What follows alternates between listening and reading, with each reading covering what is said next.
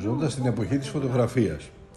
Μια φωτογραφία μπορεί να σας υπενθυμίσει τη στιγμή που συνέβη, αλλά δεν μπορεί να μεταφέρει τα συναισθήματα. Μόνο η μνήμη μας μπορεί να δώσει αυτή την ευκαιρία να ξαναζήσουμε αυτές τις αισθήσεις.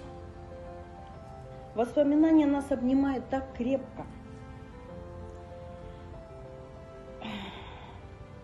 Давай еще.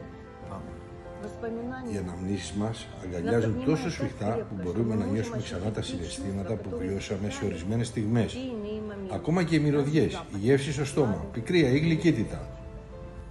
Ανεξάρτητα από τον πόσο καιρό ζείτε, προσπαθήστε να μην ξεχάσετε εκείνες οι στιγμές που μπορούν να σας αγκαλιάσουν ανά πάσα στιγμή και να γεμίσουν το μυαλό και την ψυχή σας με φωτιά και δύναμη. Μην χάσετε τη μνήμη σας, διαφορετικά θα χάσετε τα πάντα.